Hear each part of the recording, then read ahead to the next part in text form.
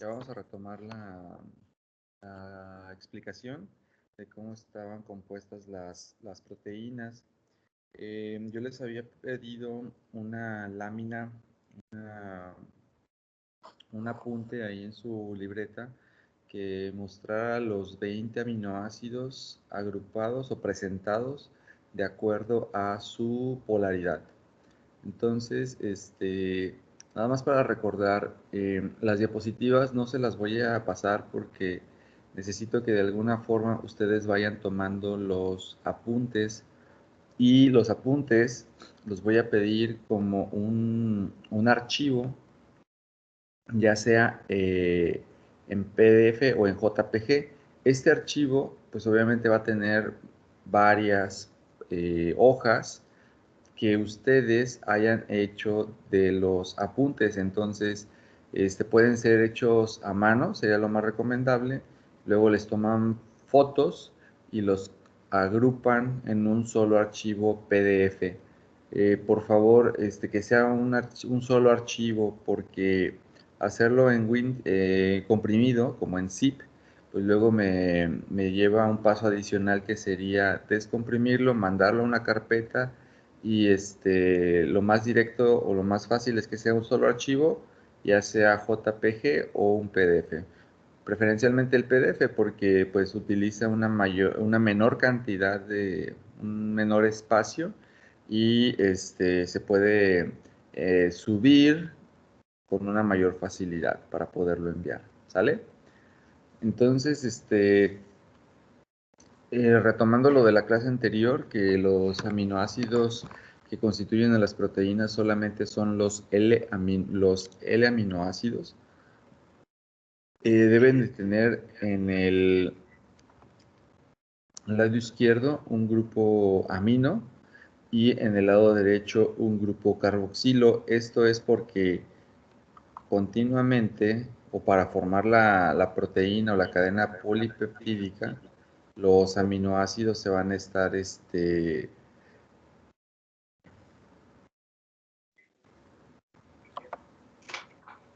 aquí, porque la cadena polipeptídica se va a formar uniendo el extremo amino terminal de un aminoácido con el extremo carboxilo. O bueno, mejor dicho, de aquí en adelante, hacia el lado derecho, el, el polipéptido o la proteína nueva se va a formar mediante la unión covalente del grupo amino del aminoácido que aquí siga, ¿sí?, con el grupo carboxilo de este primer aminoácido. Entonces, en este caso, un D-aminoácido no podría ser. Se tiene que isomerizar a un L-aminoácido, como el del lado izquierdo, para poderlo pegar, ya que la unión es entre el grupo carboxilo del primer aminoácido con el grupo amino del segundo aminoácido.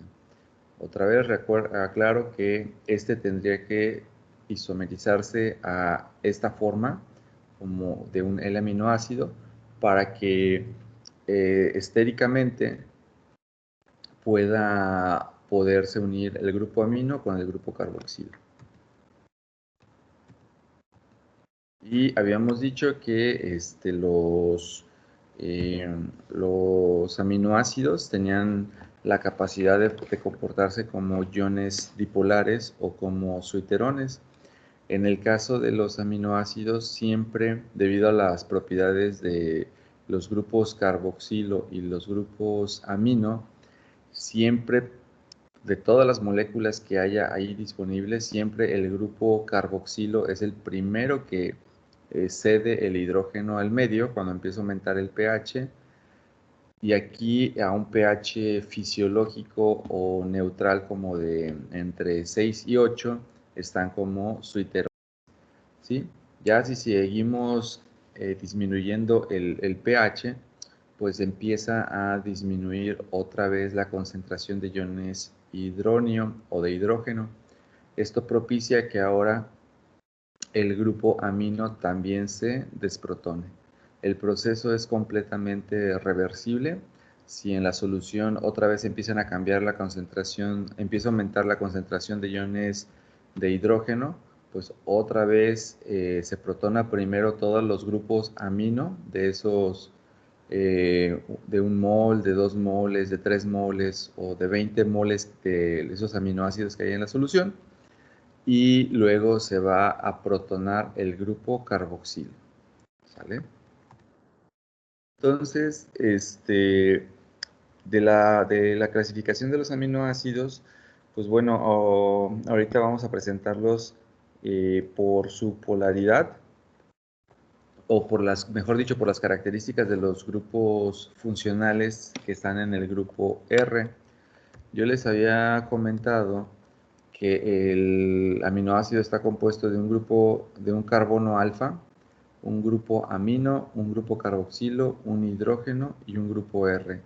Este grupo R puede ser tan pequeño como un átomo de hidrógeno, que es el caso del aminoácido glicina, o un poco más complejo como en el caso con un anillo aromático aquí, como la fenilalanina.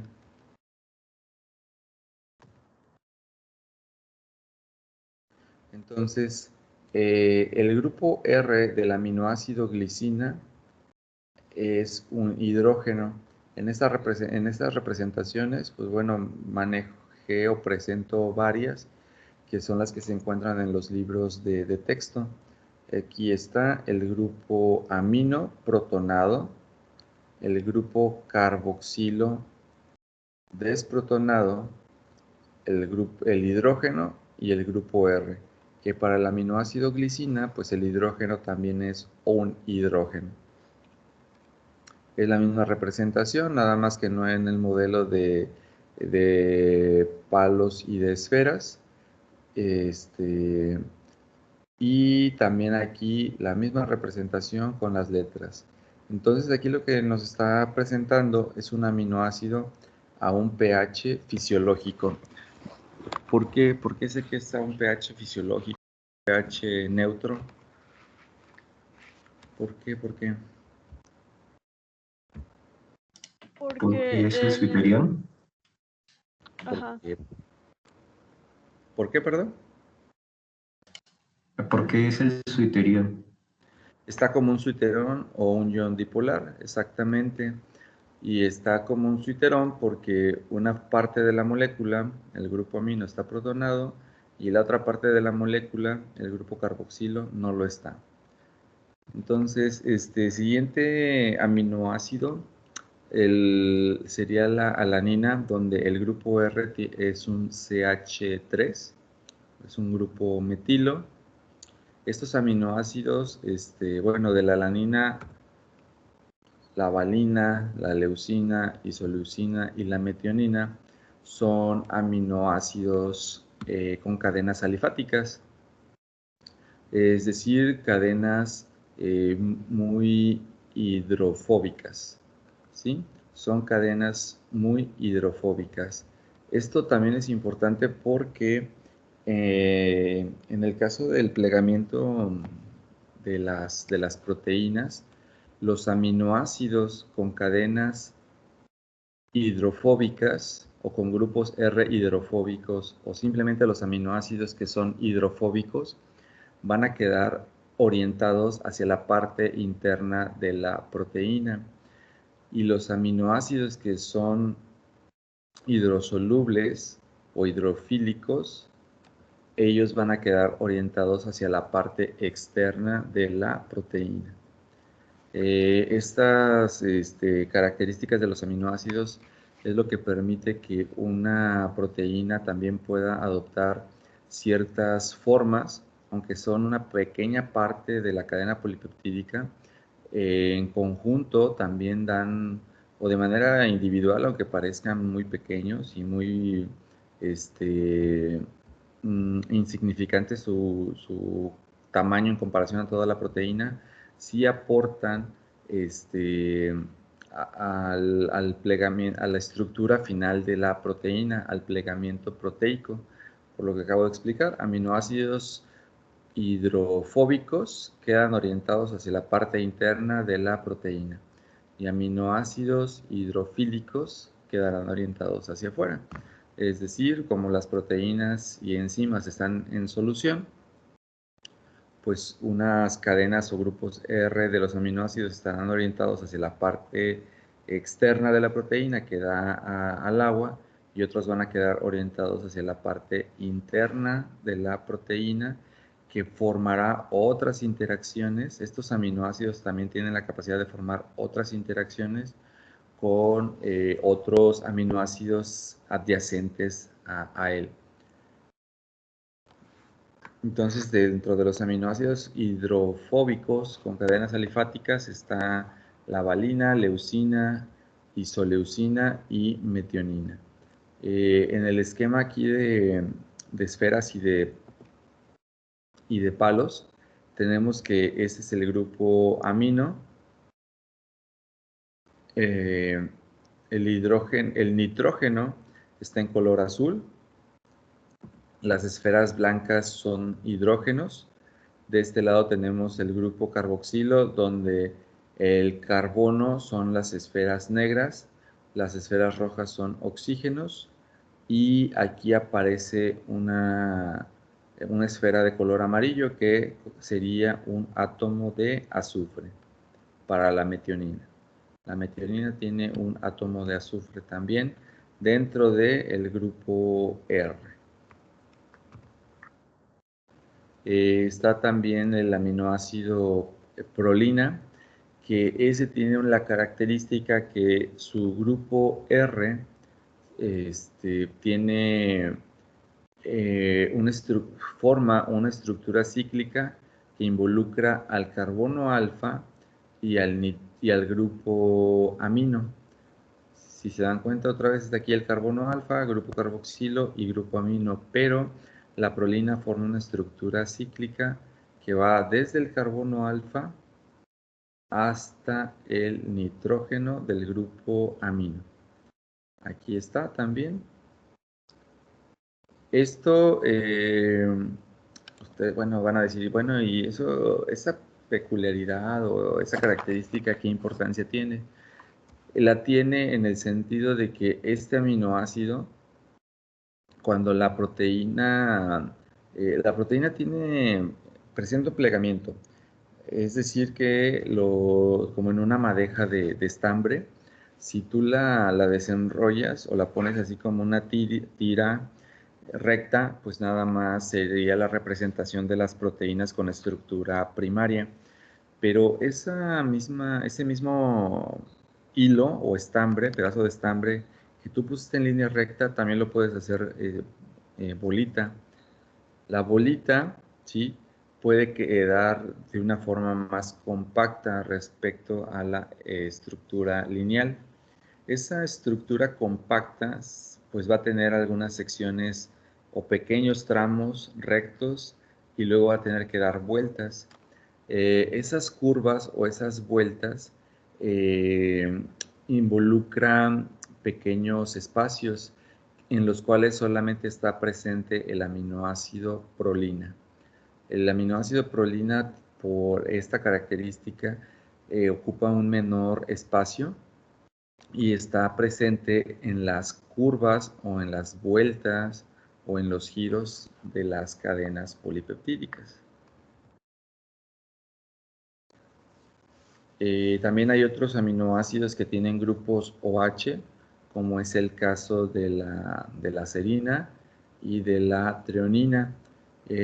Aquí está también otra vez carbono alfa, grupo amino, grupo carboxilo, el hidrógeno por acá y su grupo R. Y aquí en este caso, bueno, aquí está otra representación para el caso de la serina. Carbono alfa, grupo amino, el hidrógeno y el grupo carboxilo. Nada más que esta no me parece del todo adecuada, porque aquí el grupo carboxilo está protonado y el grupo amino no. No es un aminoácido que pueda formar parte de las proteínas, o yo tendría que recordar el contexto de cuáles son las condiciones en las que estaba este aminoácido, porque de lo que les estoy explicando, si el pH es muy bajo, ¿sí? Esto debería estar protonado efectivamente, pero este también. Este debería estar como un NH3. Entonces tendría yo que recordar cuál es el contexto en el que tomé esta imagen para mostrarle las características. Pero para fines prácticos lo que quiero que vean o lo que asociemos con lo de los aminoácidos es el carbono alfa, grupo amino, el hidrógeno, grupo carboxilo y luego un COOH de la serina. La serina, de acuerdo a este grupo OH, son aminoácidos muy reactivos, es decir, que tienen la capacidad de provocar ataques nucleofílicos sobre otras moléculas para atraer una parte o un grupo funcional de esa molécula. Debido a esta característica, son muy reactivos. Otro siguiente aminoácido sería la cisteína, donde la cisteína tiene la característica de que cuando dos cisteínas se juntan, bueno, la cisteína tiene en su grupo R un grupo, al final, en el extremo, un SH que se llama grupo sulfidrilo. Este grupo sulfidrilo en el extremo de la cisteína, cuando dos cisteínas se aproximan y se juntan, si las características del medio lo permiten, se van a oxidar. El hecho de que se oxiden permite la formación de un puente disulfuro. Un puente disulfuro es un enlace covalente muy estable y ¿sí? Es el que ayuda a formar la estructura terciaria de las proteínas.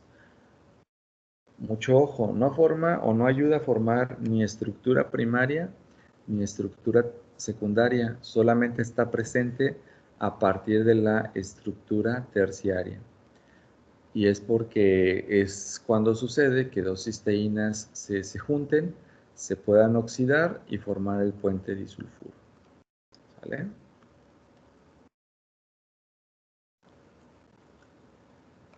Aminoácidos básicos son básicos no desde el punto de vista nutricional, sino del punto de vista de la carga.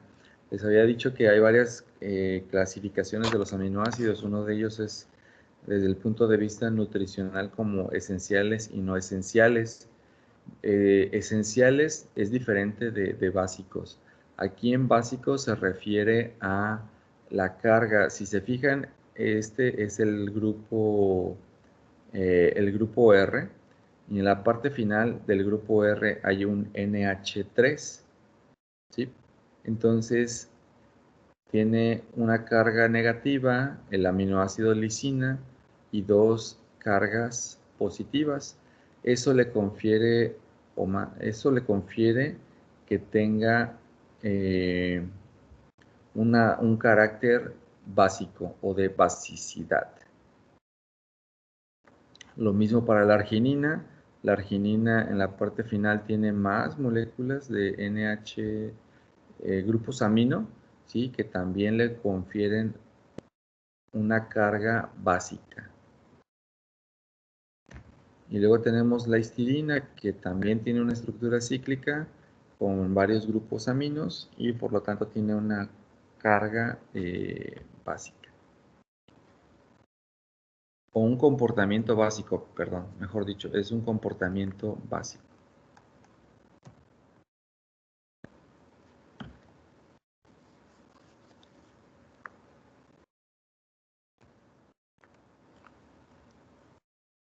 Y luego hay otros aminoácidos con cadena lateral ácido o carboxiamida, que en este caso el aspartato y el glutamato, tienen dentro del grupo R, en lugar de un grupo amino, un grupo carboxilo. Por lo tanto, ahora tienen un carácter más ácido en lugar de un carácter más básico. Ustedes están viendo el nombre completo, así como una abreviación, utilizando 3 letras y un código de una letra.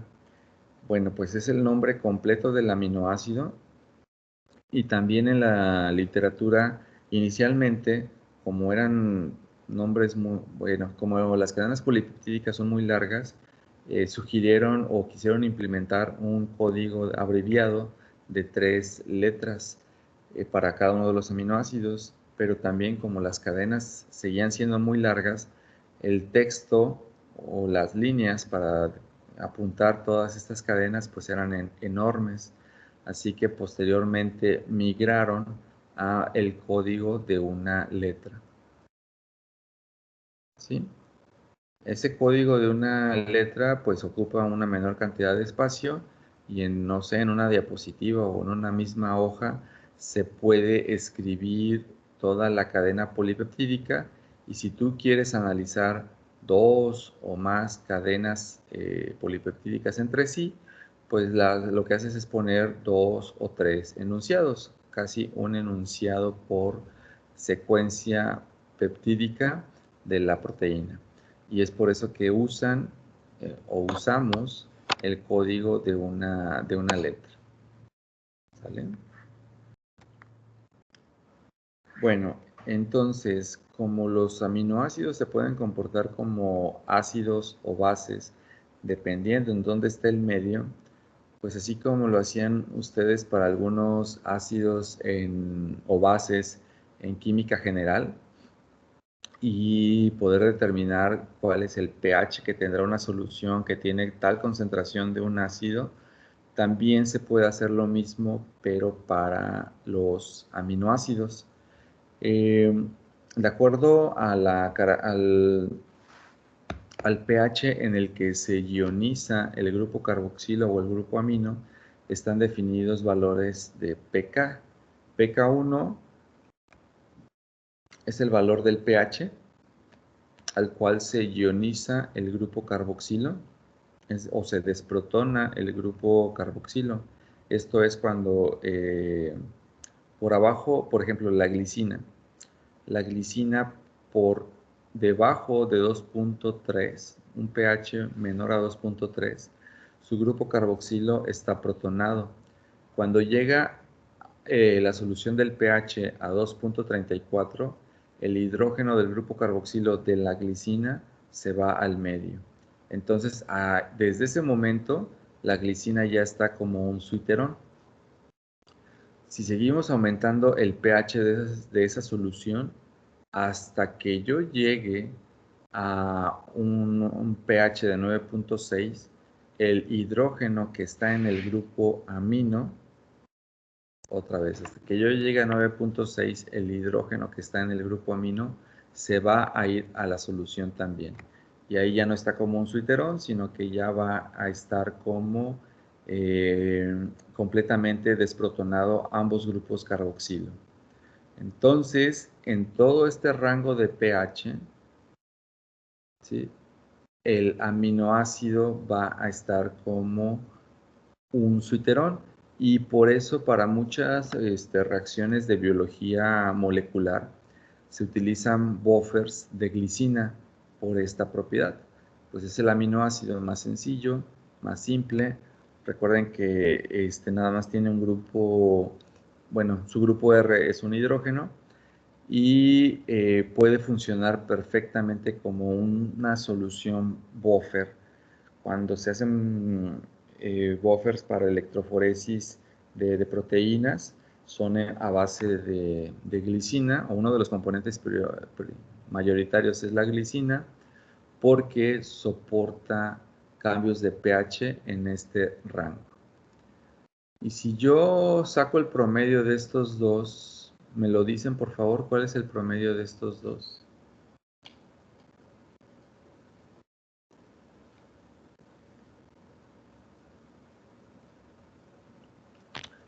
5 5.97. ¿Qué sería este valor? 5.97. Entonces, esta abreviatura es punto isoeléctrico. Y por definición, el punto isoeléctrico es el valor de pH al cual es eléctricamente neutro una molécula. Punto isoeléctrico es el valor de pH al cual es eléctricamente neutro una molécula.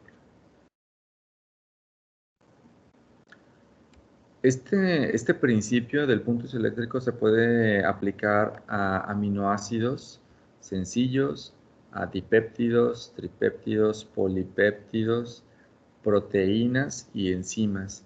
Es la misma característica, nada más que mucho ojo.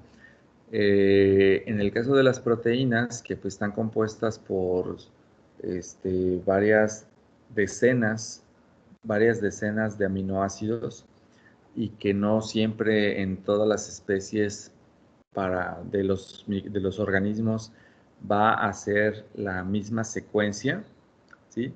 ¿Qué quiero decir con esto? Que que las enzimas se agrupan de acuerdo a la actividad catalítica que desarrollan, no en función ni de su estructura, ni en función de su número de aminoácidos. Es decir, hay enzimas, la gliceraldehído 3-fosfato, la gliceraldehído 3-fosfato deshidrogenasa, no tiene la misma acción catalítica en Homo sapiens, en E. coli, en Bacillus subtilis, pero no tiene la misma estructura en estas tres especies.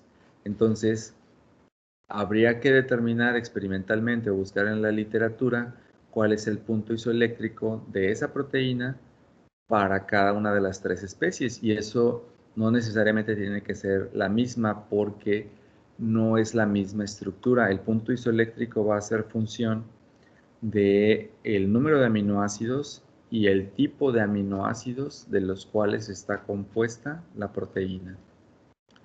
Pero sí es importante entenderlo porque el separar a las proteínas por carga es un método muy importante y muy utilizado para separar, para purificar fracciones de proteína.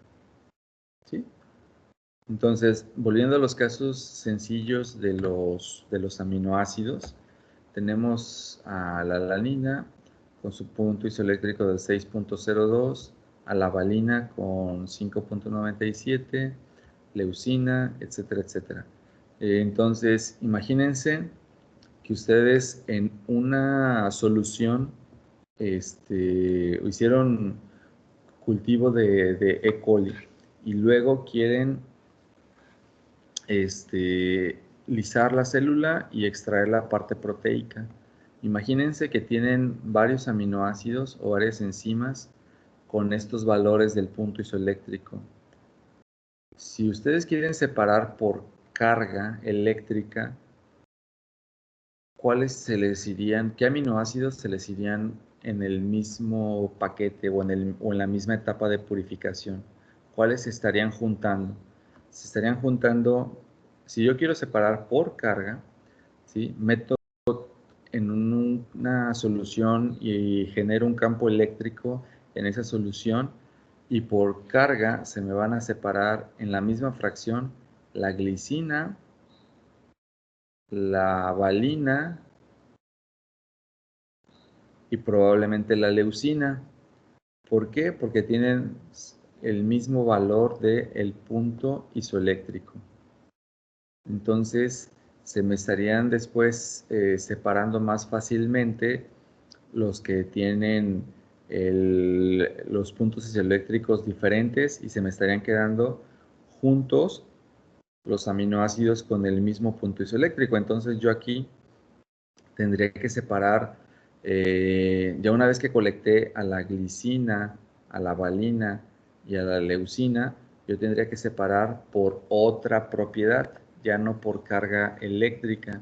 porque pues tienen el mismo punto isoeléctrico. Yo podría separar por otra propiedad, como podría ser tamaño, tal vez, que sería masa molecular o tamaño. ¿Sí? ¿Sí queda claro?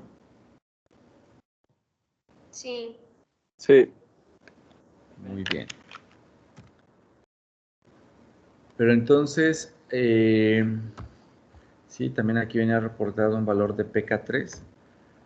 ¿A qué se refiere el pK3? Recuerden que en las estructuras había, por ejemplo, el aspartato y el glutamato, que son aminoácidos ácidos.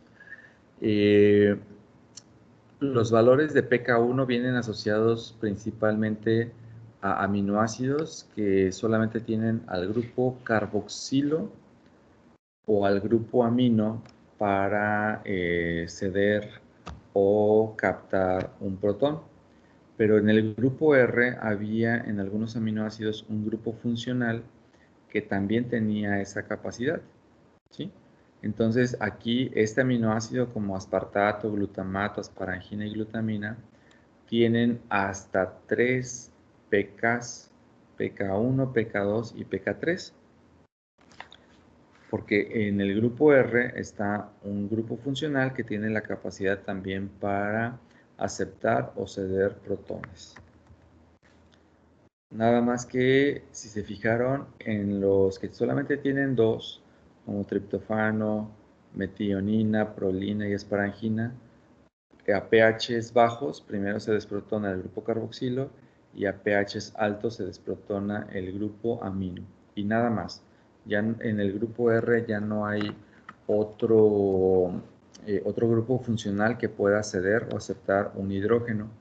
Mientras que para tirosina, lisina, histidina, arginina, ácido aspartico y ácido glutámico, sí los hay.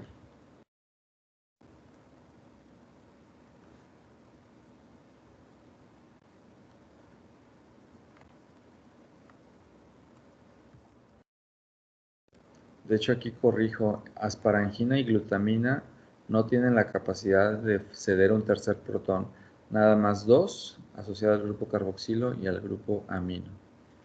Glutamato y aspartato sí. También los pueden encontrar como ácido glutámico y como ácido aspartico. La lisina sí puede, la arginina sí puede, la prolina, la cisteína también.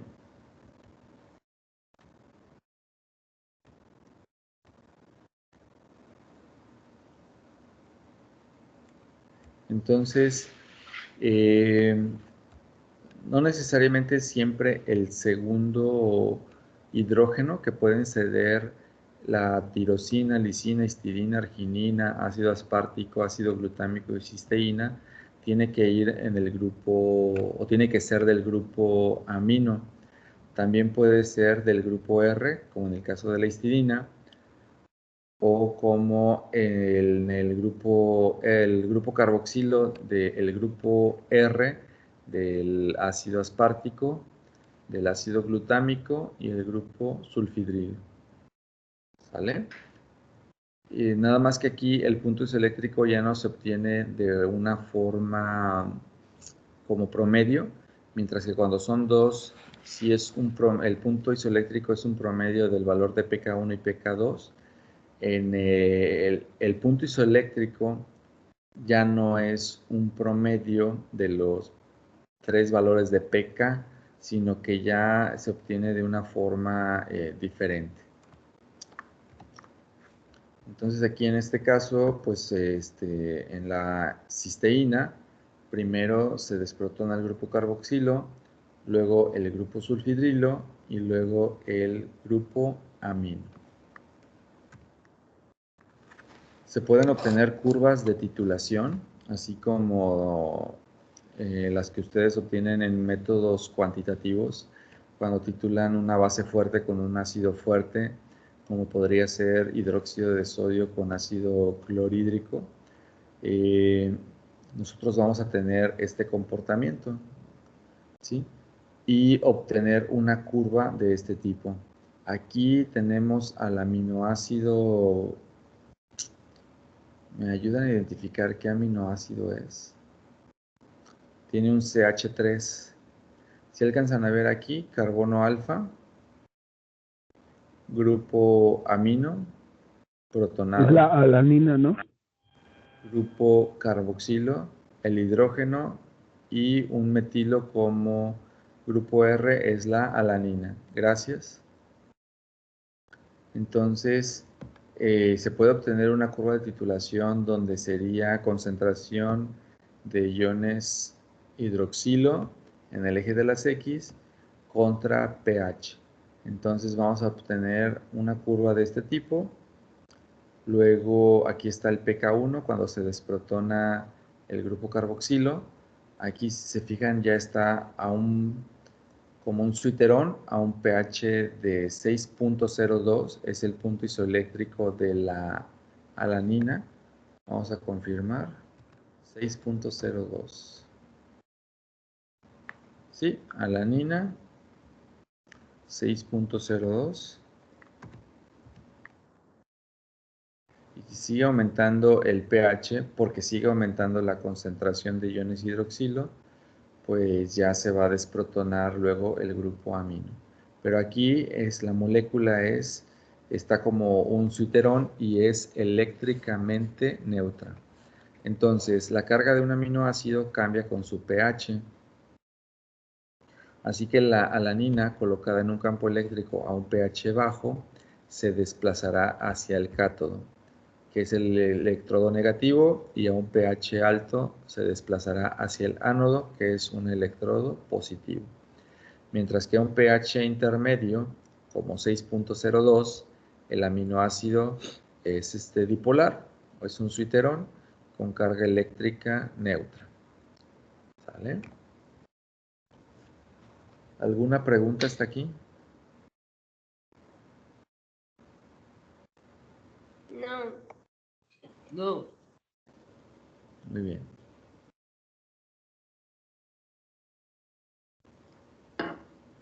Sigamos pues. Otros ejemplos para el glutamato.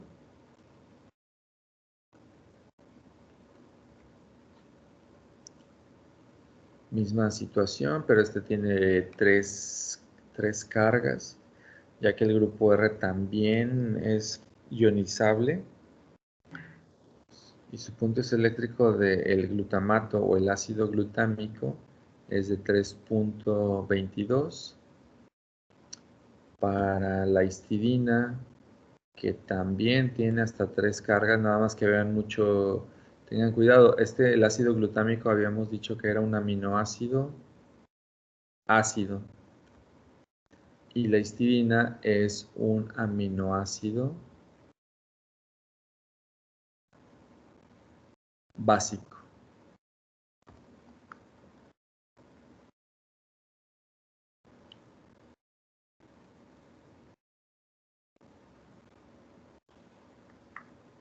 Otra representación de la histidina,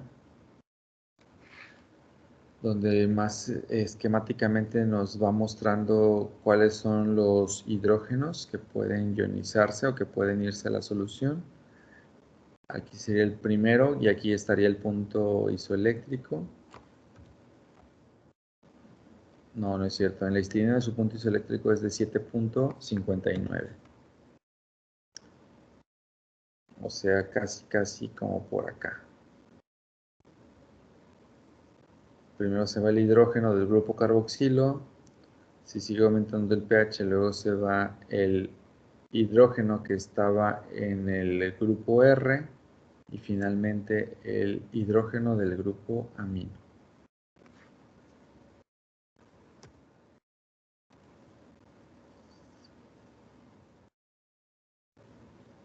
Muy bien. Y lo mismo para el ácido aspartico.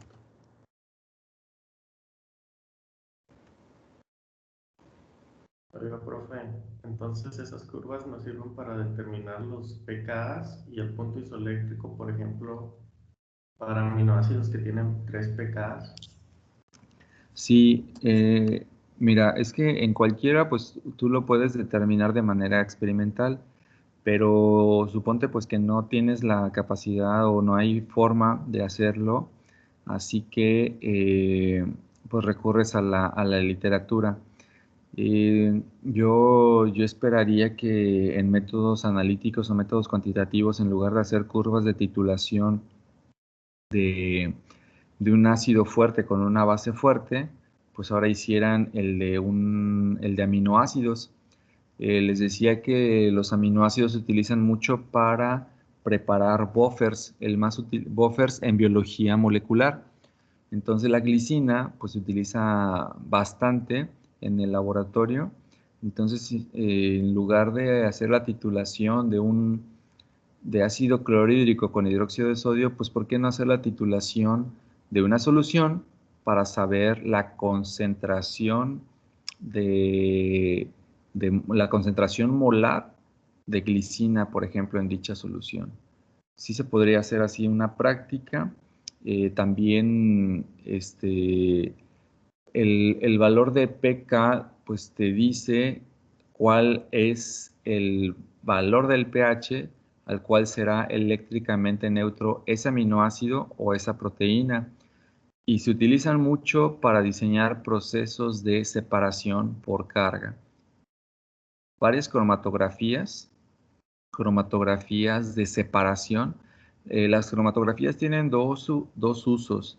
Uno puede ser para analizar algunas moléculas, y a nivel industrial hacen cromatografías pues a la medida de los requerimientos industriales para separar biomoléculas. Y una cromatografía de intercambio iónico separa por carga. Entonces es necesario conocer el punto isoeléctrico de la molécula que quiere separar, pues para diseñar un proceso de purificación o de separación.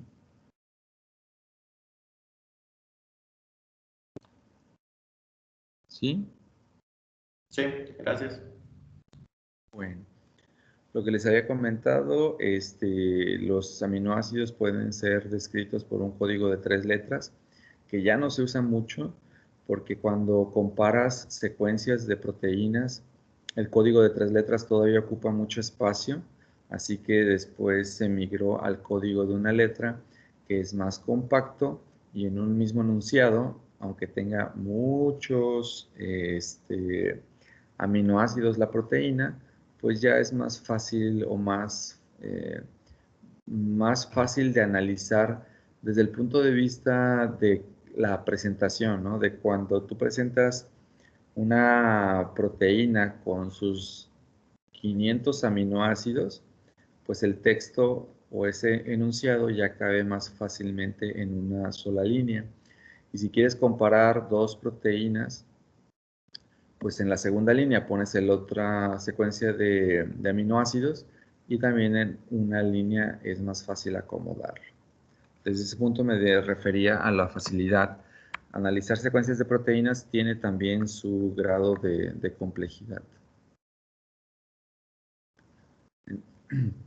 Entonces, vamos a ver ahora lo que son las estructuras que van adoptando las proteínas conforme van formándose uniones entre los diferentes grupos que componen a los aminoácidos.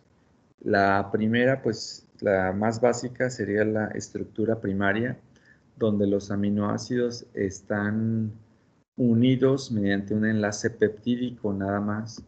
Muy importante, los aminoácidos están unidos mediante un enlace peptídico. El inicio de la cadena que representa el aminoácido número 1 se le conoce como el extremo aminoterminal, y el final de la cadena se le conoce como extremo carboxilo terminal. ¿Sí? Aunque yo diga N-terminal, me estoy refiriendo al primer aminoácido que está al inicio de la cadena. Y cuando diga el extremo carboxilo terminal, me estoy refiriendo al último aminoácido que está al final de la cadena. Entonces tendría que ser leído de arriba, el inicio, de inicio a fin, tendría que ser leído de arriba hacia abajo o de izquierda a derecha. Entonces, en la estructura primaria, los aminoácidos están unidos solamente mediante un enlace peptídico o enlace amida. Y luego, cuando esta cadena ya se forma, también es posible que estos aminoácidos, como la cadena es flexible, como la cadena lineal es flexible, se pueden ir curveando y esa curvatura o ese plegamiento permite que los aminoácidos queden más cerca y ahora puedan formar algún tipo de unión que da pie a la estructura secundaria. Si se siguen plegando sobre sí misma la cadena polipeptídica, da pie a la estructura terciaria y a partir de la estructura terciaria ya la proteína ya puede tener actividad catalítica porque se forma una estructura que se llama sitio activo o sitio catalítico y finalmente pasar a la estructura cuaternaria. De la estructura primaria a la terciaria solamente estamos hablando de una cadena polipeptídica. La estructura cuaternaria ya involucra más de una cadena polipeptídica. Esa sería la diferencia. A partir de aquí ya se pueden llamar enzimas y la diferencia entre la estructura terciaria y la cuaternaria es de que esto es una cadena polipeptídica y estos ya son varias cadenas polipeptídicas adyacentes que pueden tener la misma estructura todas ellas. ¿Sale? Entonces, la función de cada proteína es específica y está determinada por la estructura tridimensional de la propia proteína. Las proteínas son polímeros o cadenas de varias decenas o centenas de aminoácidos, los cuales solamente son los monómeros de este tipo de polímero biológico. Y la estructura tridimensional, ya sea la estructura terciaria o cuaternaria de cada proteína, está determinada por la estructura primaria, que en realidad es la secuencia de aminoácidos. ¿Vale? Entonces, los aminoácidos están unidos por perdón. Una serie de aminoácidos unidos por un enlace forman una cadena polipeptídica y cada unidad de aminoácido es de un polipéptido, se le conoce o se le puede nombrar también como un residuo. No se refiere a que sea algo despectivo, nada más así se manejó el nombre, que cada aminoácido componente de la cadena polipeptídica también se le puede llamar residuo o residuo de aminoácido. No tiene que ver nada con un aspecto de desecho o de que ya no sea útil, nada más pues así se le llamó. El inicio de la cadena polipeptídica es el extremo amino terminal y el final de la cadena es el extremo carboxilo terminal. Entonces, esto es muy importante porque a nivel celular las células son tan específicas que pueden reconocer el extremo amino terminal o el extremo carboxilo terminal y desde ahí ya dar alguna función. Por ejemplo, el pentapéptido tirosina, glicina, fenilalanina y leucina, en ese orden ya tiene una función porque puede ser reconocido por un receptor solamente en ese orden. Si nosotros tuviéramos otro pentapéptido donde la leucina es el aminoácido número 1, ¿sí? Y para que la leucina sea el aminoácido número 1, ¿cuál es cómo yo podría identificar que la leucina es el aminoácido que está al inicio de la cadena? Pues solamente si tuviera su extremo amino terminal libre. Y si la leucina tiene su extremo amino terminal libre, pues significa que este aminoácido tendría su extremo carboxilo terminal. ¿Sí? Entonces, el orden sí importa porque el receptor que reconoce a este pentapéptido desde el extremo tirosina con su extremo amino terminal tiene ya una función que el caso contrario, un receptor que tiene la misma estructura de aminoácidos, pero que tiene en la leucina su extremo amino terminal libre, ya no puede ser reconocido por ese receptor. ¿Sí?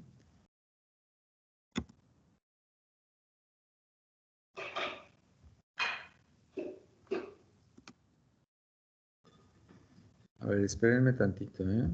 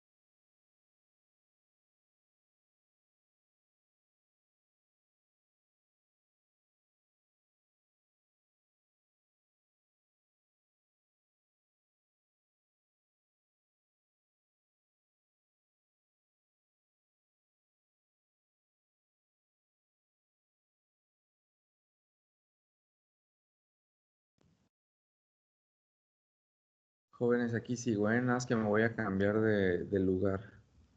Espérenme tantito.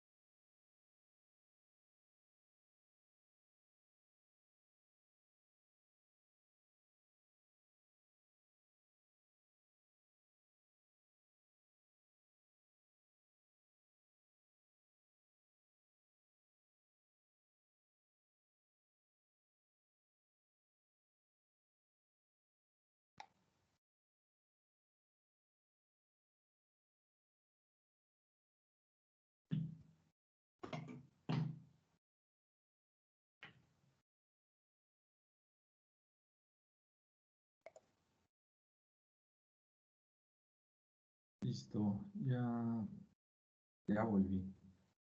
Ok, entonces,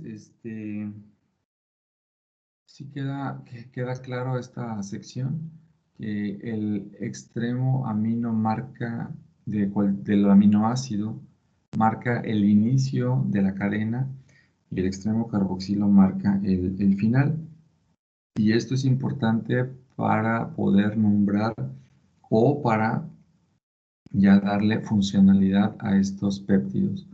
¿Por qué? Porque los receptores celulares tienen la capacidad de detectar para un determinado aminoácido cuál es su extremo que está disponible, y ya en función de eso pues ya tienen alguna actividad a nivel celular, ¿vale?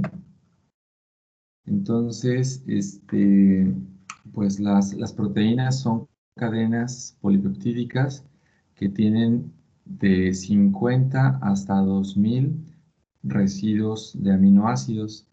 Si tiene por abajo de 50, es decir, de 2 a 49, se llaman péptidos. No se llaman proteínas, se llaman péptidos. De 50 hasta 2000 residuos de aminoácidos ya se conocen como proteínas. Y su masa molecular se puede expresar en gramos sobre mol o en Dalton. Un Dalton, ¿sí?, equivale a una unidad de masa atómica. Pues si las proteínas están hechas de los mismos elementos de la tabla periódica, y la tabla periódica lo representa las masas moleculares como UMAS, unidades de masa atómica, pues es la misma equivalencia, nada más que para moléculas biológicas se definió la unidad de Dalton para determinar la masa atómica de las proteínas. Y luego las uniones peptídicas más favorecidas o más comunes que se encuentran en las proteínas son las formas trans en lugar de las cis. ¿Se acuerdan de las clases de química cómo era una configuración cis o una configuración trans? ¿A qué se refería eso? La configuración cis y la configuración trans. La configuración trans tenía los grupos funcionales en los lados contrarios y las cis estaban en los mismos lados. En el mismo lado del plano, ¿sí? Ajá. Entonces, gracias. Entonces, en esta configuración trans, si alcanzan a identificar qué es esta representación, qué es esta varita o este palo, vean cómo viene la molécula. Es el doble enlace, ¿no? Es el enlace peptídico. Este sería el enlace peptídico. Grupo amino, carbono alfa, porque tiene aquí un grupo amino, un grupo carboxilo, el hidrógeno, y la esfera verde es el grupo R. En esta otra molécula tenemos aquí el grupo amino, carbono alfa, grupo carboxilo, el hidrógeno y el grupo R.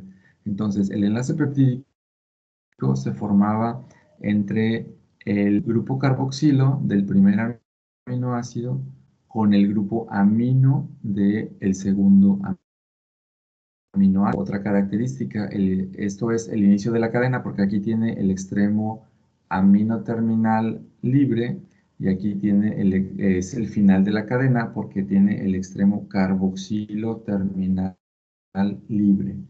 Entonces, esta representa el enlace peptídico. Y aquí está en una configuración trans este aminoácido, o no este aminoácido, perdón, este sería un dipéptido, porque son dos aminoácidos nada más, y está en la configuración trans, porque un grupo R queda orientado hacia arriba del plano y el otro grupo R queda orientado hacia abajo del plano. En la configuración cis, también todo lo que acabo de explicar, inicio de la cadena, final de la cadena, peptídico, primer amino del ácido los grupos R están hacia el mismo lado del plano, o sea que tienen una configuración cis, pero esta configuración no es muy frecuente. ¿Por qué? Porque aquí habría impedimentos estéricos. Si volvemos al principio de que dos cuerpos no pueden utilizar el mismo espacio al mismo tiempo, pues aquí el tamaño de los grupos R es muy grande, bueno, excepto para la glicina, pero para de la alanina en adelante, el grupo R sería muy grande y por lo tanto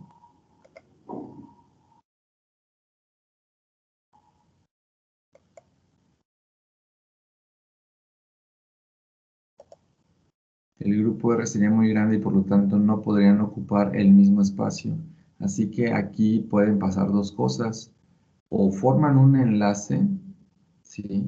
O habría tanta repulsión en que pase esto que lo más estable es la configuración trans. Aquí sí hay espacio porque un grupo R queda orientado hacia arriba y hacia abajo, evitando que haya impedimentos estéricos.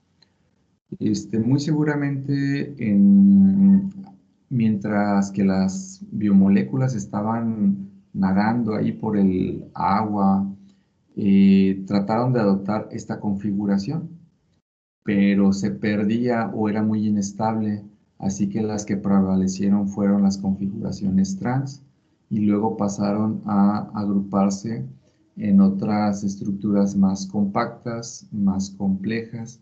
Pero para que esto pasara, pues bueno, sucedieron millones de años. Además, también desde el punto de vista de la termodinámica, en el diseño de moléculas, las moléculas siempre son más estables en sus estados energéticos más bajos.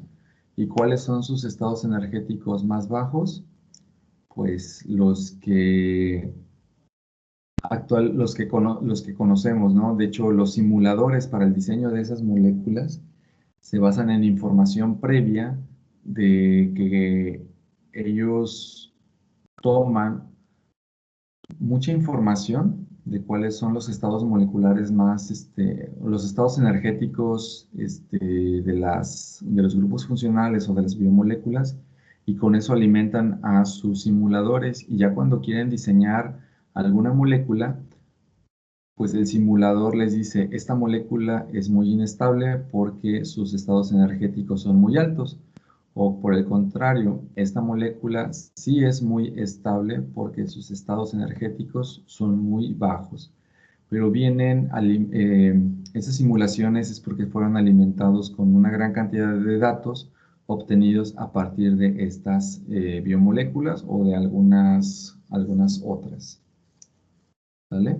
Entonces, en conclusión, la configuración cis es poco presente.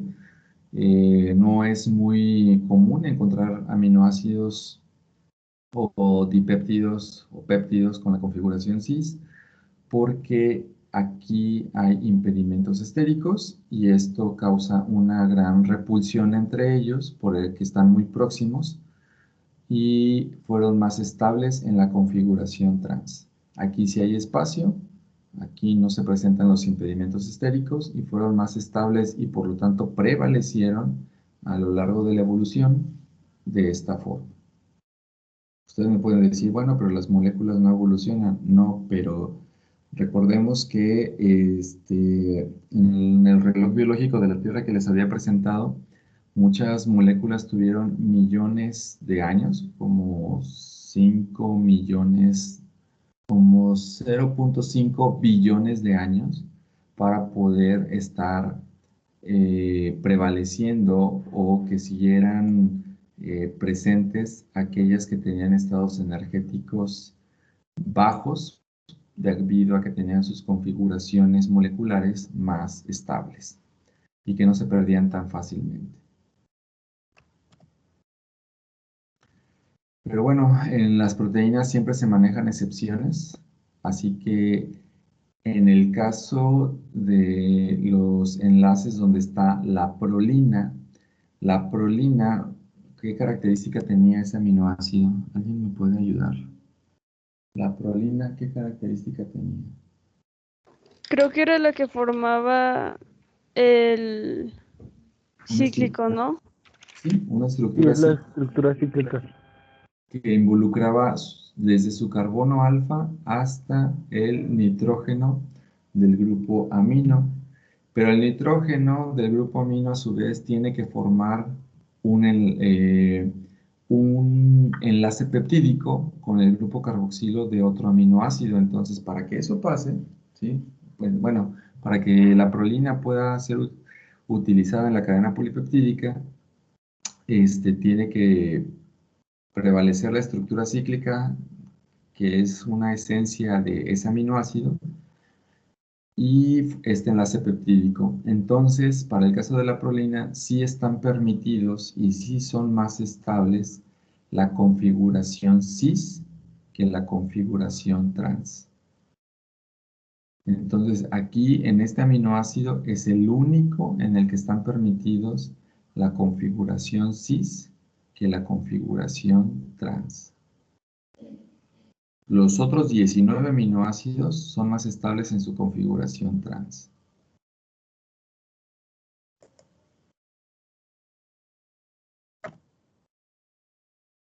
Otro aspecto que hay que analizar o tener muy presente es los ángulos de rotación.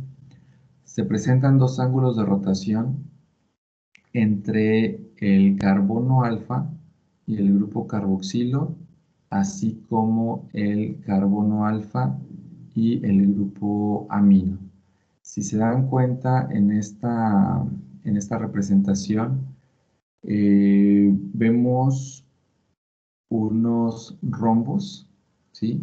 Que lo que nos indican es de que 1, 2, 3, 4, 5 y 6, estos 6 moléculas van a estar sobre el mismo plano. Y de este carbono hasta este carbono, otra vez 1, 2, 3, 4, 5, 6 van a estar sobre el mismo plano. Entonces, estos carbonos alfa son una especie de bisagra, ¿sí? Una especie de bisagra que permite formar unos ángulos de rotación. Esos ángulos de rotación del carbono alfa al carbono del grupo carboxilo se llama psi, este símbolo griego se llama PSI, psi, y del carbono alfa al nitrógeno del grupo amino, el ángulo de rotación se llama phi. Este símbolo griego se puede poner como PHI y se pronuncia phi. Y quedan por afuera del plano el grupo R y el hidrógeno. Entonces, bueno, aquí les presento varias. No sé cuál representación les sea más entendible, pero representan lo mismo: carbono alfa, hidrógeno y grupo R por afuera del plano, y 1, 2, 3, 4, incluyendo estos carbonos, van a estar en el mismo plano. Este carbono alfa, este carbono y este carbono son los puntos de unión o bisagras entre dos ángulos diedros. Y un ángulo diedro es cada una de las dos partes del espacio delimitadas por dos semiplanos que parten de una arista en común. Esta es la arista en común y esto es un primer semiplano y esto sería un segundo semiplano. Entonces, el grupo, ¿qué sería este, jóvenes? ¿Qué enlace sería este? El enlace peptídico es rígido y no tiene rotación, mientras que del carbono alfa al grupo amino sí hay una libertad de rotación, lo mismo que del carbono alfa al grupo carboxilo también hay una libertad de rotación. Esto es importante para entender que si la cadena polipeptídica va desde una estructura primaria que es completamente lineal,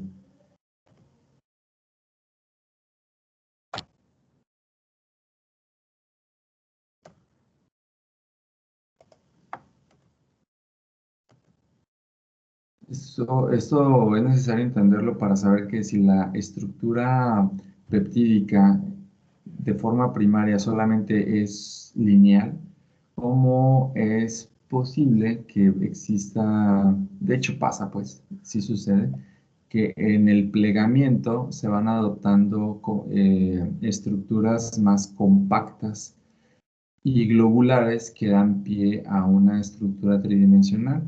Pues es en parte debido a las propiedades de los componentes de estos aminoácidos y que no todos son rígidos, sino que hay unos que sí tienen alguna flexibilidad que se define como una libertad de rotación. ¿Sí? Mucho ojo. Esa libertad es también llamada libertad de rotación para que sean segmentos móviles o flexibles. Entonces, el ángulo phi es el ángulo de rotación alrededor del enlace entre el nitrógeno y el carbono alfa, y el psi es el ángulo de rotación alrededor del enlace entre el carbono alfa y el carbono del grupo carbonilo o carboxilo. ¿Sale?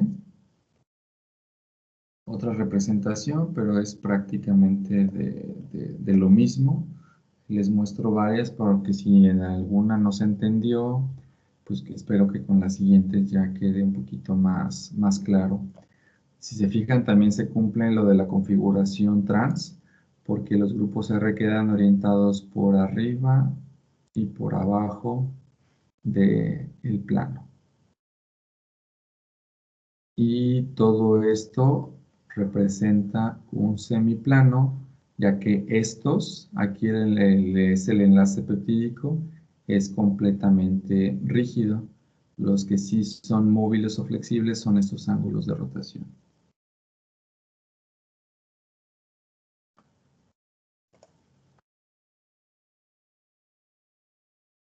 ¿Alguna duda o pregunta? No, profe, gracias. Profe, Mira, esos enlaces que son sencillos entonces y que permiten la movilidad, ¿dijo que tenían un nombre o pues nada más son covalentes y ya? Gracias. No, son covalentes, pero el ángulo phi y el ángulo psi son diferentes del enlace peptídico, ¿sí?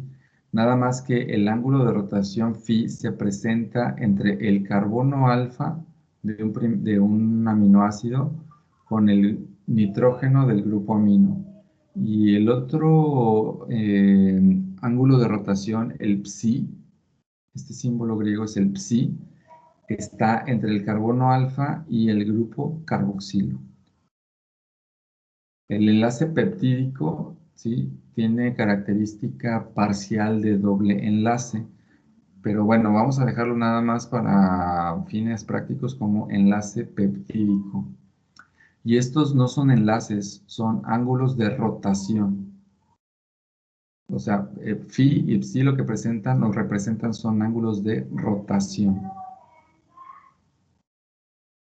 Ok, profe, gracias. Entonces son los ángulos estos que se llaman diedros. Ok, sí, son ángulos diedros.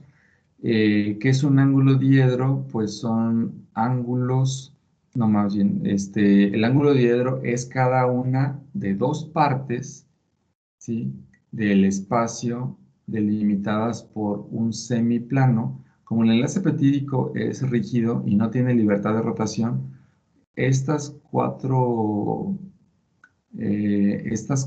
moléculas van a estar sobre el mismo plano, pero los que llegan a tener un poquito de rotación, bueno, no un poquito, sino los que tienen o presentan rotación son estas secciones, que aquí sería el ángulo phi y aquí sería el ángulo psi. ¿Por qué es que se llaman phi y psi? Porque del carbono alfa a el grupo carboxilo, ¿sí?, ese es el ángulo psi, y del carbono alfa al grupo amino es el ángulo phi. Y estos sí tienen libertad de rotación. Ok, profe, gracias. No hay de qué. ¿Alguna otra duda?